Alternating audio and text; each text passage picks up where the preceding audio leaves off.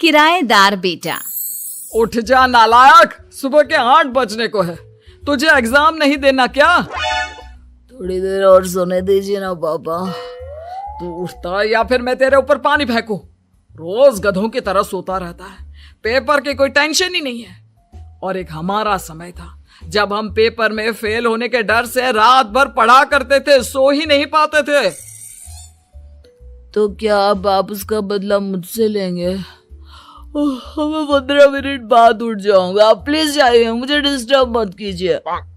इतना कहकर रौनक रजाई ढककर फिर से सो जाता है। तू ऐसा नहीं मानेगा, रुक मैं अभी पानी लेकर आता हूं। बस फिर क्या था, इतना कहकर वो भागते हुए बाथरूम में जाते हैं और पानी की एक बड़ी सी बाल्टी लाकर रौनक के ऊपर फेंक देते हैं। पानी पड़ते ही रौनक झट से उठ जाता है। ये आपने क्या किया पापा? अब तो उठेगा नहीं तो यही करना पड़ेगा ना। वैसे थैंक्स डैड, आपके कारण ना अब मुझे नहाने की भी जरूरत नहीं पड़ेगी। चलिए अब आप माँ से बोलकर मेरे कपड़े निकलवा दीजिए, तब तक मैं ब्रश कर लेता हूँ। वैसे कल ना आप एक काम और करना, नहलाने के साथ साथ मुझे ब्रश भी करवा देना। ये ब्रश करने में ना मुझे बहुत आलस आता है।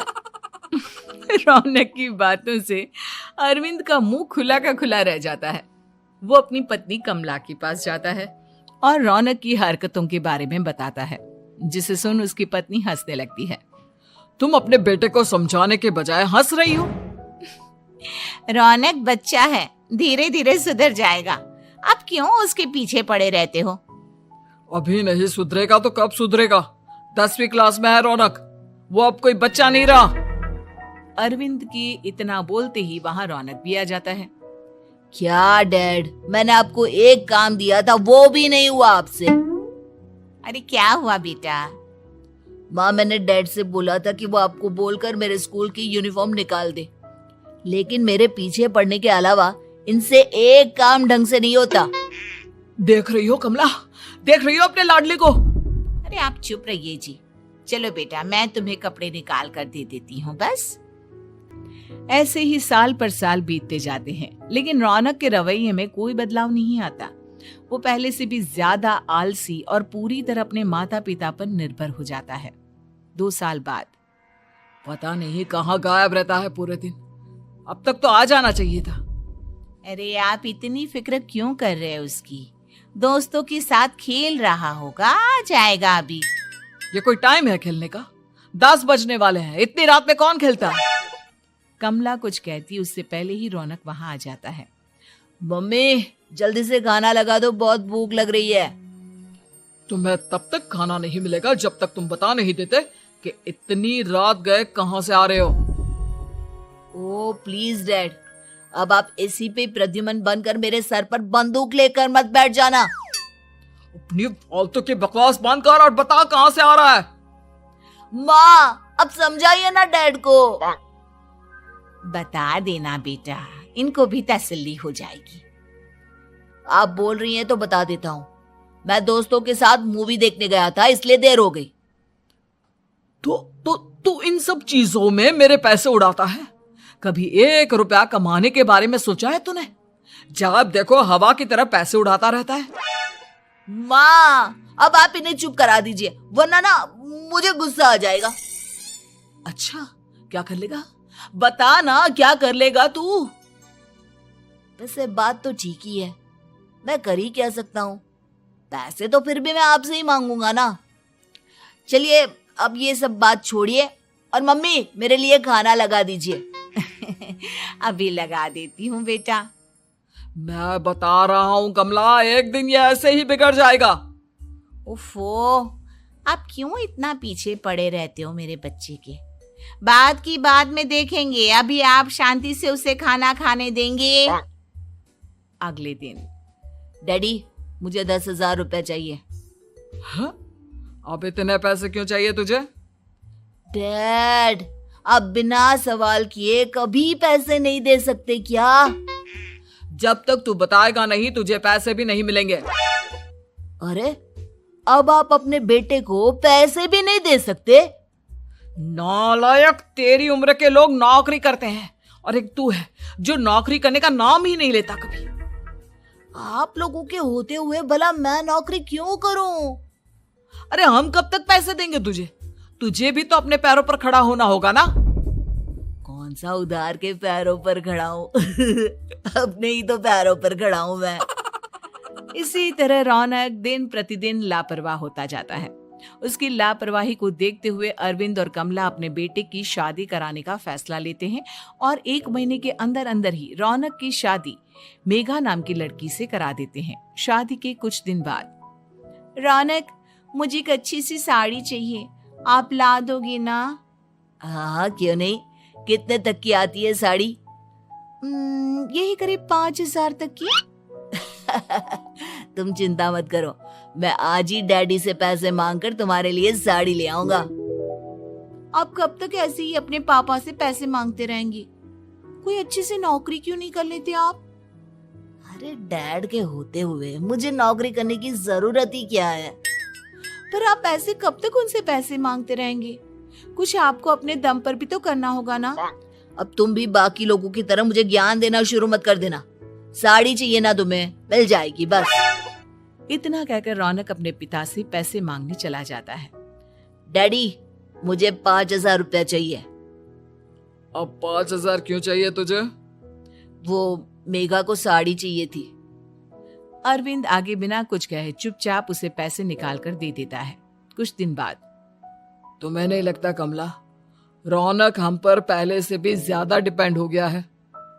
मुझे तो अब उसके भविष्य की चिंता होने लगी है। कल को हमें कुछ हो गया तो वो क्या करेगा? काश तुमने पहले ये सोच लिया होता तो आज हमारा बेटा इतना लापरवाह नहीं होता। तब मुझे कहाँ पता था कि मेरा लाड प्यार उसे इतना बिगाड़ देगा कि वो इस हद तक लापरवाह बन जाएगा। कोई बात नहीं, अभी भी देर नहीं हुई। मुझे पता है उसे कैसे सुधारा जा सकता है। कैसे? अरविंद कुछ कहता उससे पहले रौनक वहां आ जाता है और पैसों के लिए हाथ फैलाने लगता है। डैड, मैं और मेघा बाहर घूमने जाना चाहते हैं। अरे वाह, ये आज सूरज कहाँ से निकला है? Dad please. अच्छा चलो अब मुद्दे की बात करो। मुझे अब 25,000 चाहिए। अब तुम्हें 1 रुपया भी नहीं मिलने वाला। अगर तुम्हें पैसों की इतनी ही जरूरत है तो कोई ढंग की नौकरी कर लो। मम्मी, आप कुछ कहिए ना डैड को।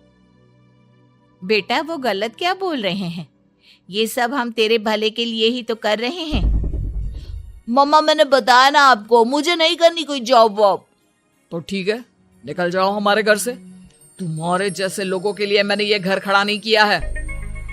जितना ये घर आपका है ना, उतना ही मेरा भी है। मैं कहीं नहीं जाने वाला।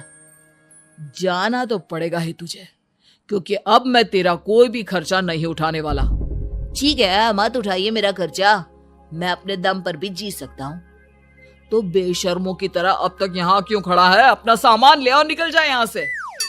रौनक पैर पटकते हुए वहां से चला जाता है।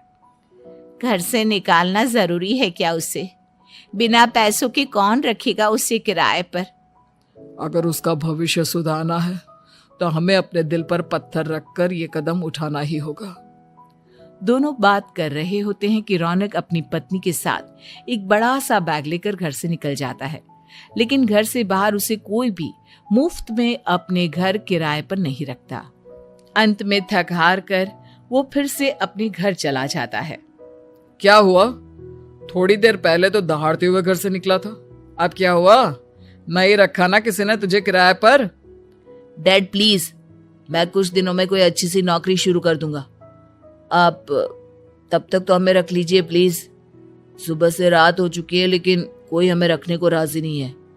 अब आप ही बताइए, इतनी रात को मैं मेघा को लेकर कहाँ जाऊंगा?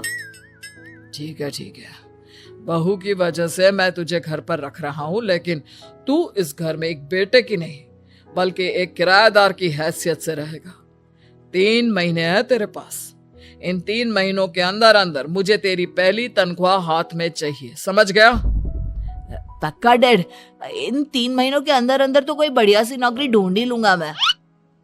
ऐसे ही धीरे धीरे समय बीतने लगता है और अरविंद के दिए 3 महीनों में से 2 महीने बीत चुके होते हैं।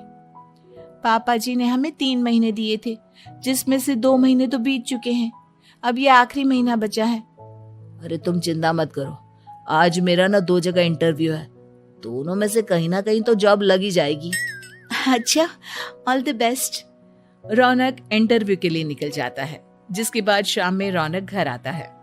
कैसा गया इंटरव्यू? आपकी नौकरी लगी या नहीं? अरे पहले सांस तो ले लेने दो अच्छे से। बताइए ना, मुझसे तो जरा भी इंतजार नहीं हो रहा है। वो दरअसल बात यह है कि मेरी नौकरी तो लग चुकी है, लेकिन पैसे बहुत कम है। कितने पैसे हैं? 15,000। इतने में अरविंद और कमला मिठाई का डिब्बा लेकर आ जाते हैं। बधाई हो बेटा।